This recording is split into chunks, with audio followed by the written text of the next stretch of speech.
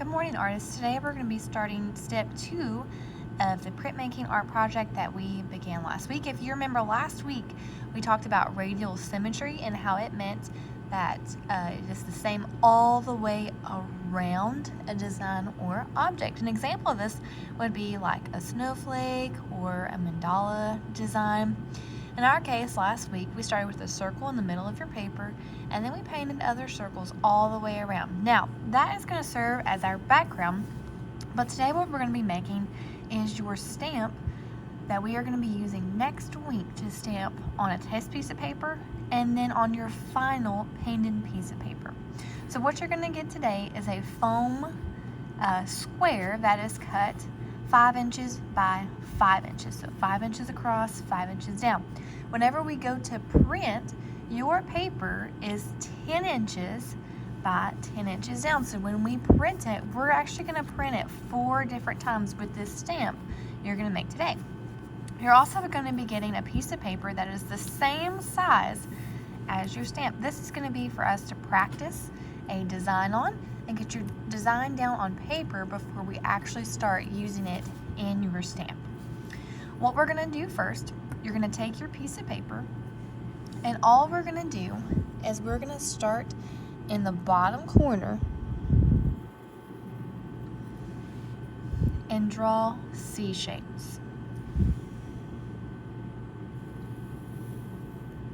all the way around.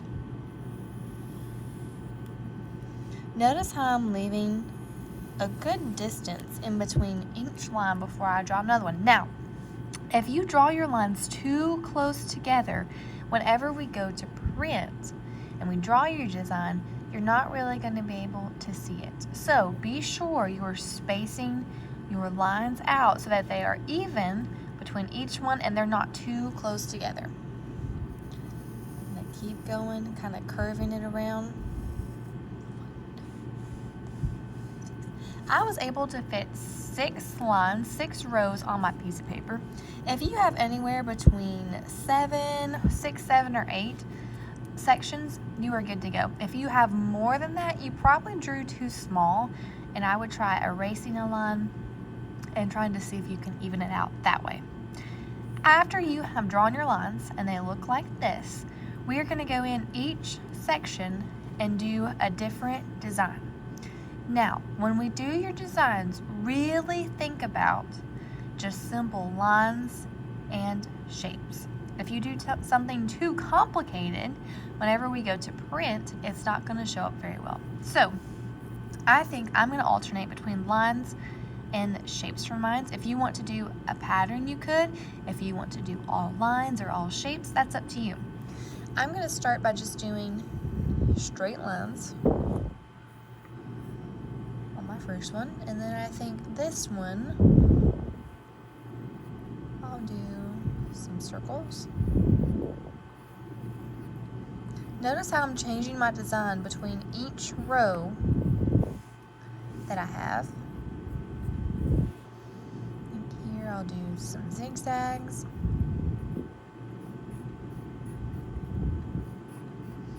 I'm spacing out my lines and designs. If you get them too close together, they won't print very well.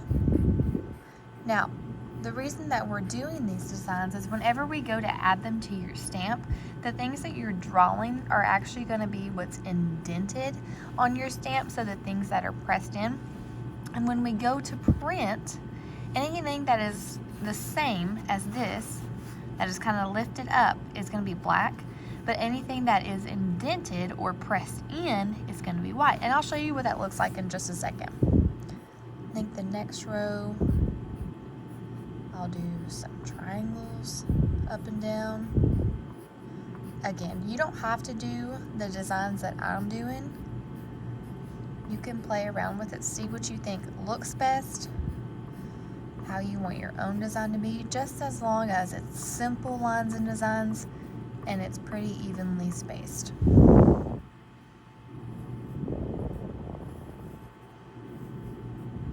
Like here, I'm going to do some wavy lines.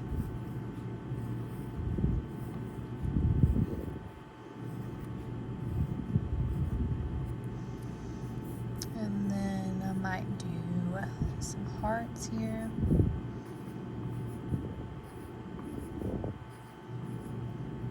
And then I'll just do some more straight lines coming out. After you have done each section a different line, design, or shape, now we're going to grab your foam board and we're going to start with it. First thing you need to do when you get your foam board is you need to write your name and your class code on the back with a Sharpie. If you don't do this, you might lose your stamp for next week. So I'm writing my name, depending on what your class code is what you're gonna write right underneath it. Now, after you've done that, we're gonna flip it over, and there is really two ways that you can do this. First way, if you want to put this template over your stamp, your foam plate, and if you want to try tracing it and see if you can get the indentation of it on your plate, and then you can go back in. Okay, I have tried this step with another class, and theirs did not print very well when they went to copy it. So if that is you and you can't get it to print very well, what I want you to do is I just want you to at least get these lines, the first C-shaped lines, done. Now if you start to rip your paper, that's totally okay, because we're not going to need this testing paper anymore. So if you can't get it to print very well, I at least want you to get your C-shaped lines down on your foam board, and then you can kind of freehand your normal designs if you can't get it to print. If you can get it to print by just pressing down and going over them, then I want you to do that. Okay, now a big step in this, if you can kind of see here, it should be indented when you go over it. So you can kind of see how when I drew my pencil mark, that part is going down. When you fill over top of it, you should feel that part is indented. It goes down and then back up where it is white. Be sure you are going over every single line. Doesn't matter if it's a C shape or your design shapes, multiple times. Don't just go over it one time. It's not going to be deep enough. If you don't get your stamp deep enough, it won't print. Now, whenever we add black paint to this, the parts that are white are going to be black from your paint, and then the indented parts are going to stay white because the black paint won't get down in it as long as it is indented well. So I'm going to go back over this line, pressing down, and you can do a check if it's indented, if you can feel that it's pressed down and not raised up anymore, and you are good.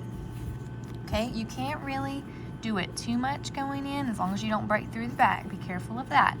But you can definitely not do it enough. So I would say go over each line probably 3 to 5 times just to be sure you get a really good indentation. I'm going to put this back over. I'm going to go over these designs. Again, if you can't get it to print, not a big deal. Just freehand it and go over each line multiple times. Alright friends, I'm going to let you get started on your own. Remember, we're going to practice first, space out your lines evenly, have about anywhere from 6 to 8 sections. You're going to do simple lines and shapes in every section.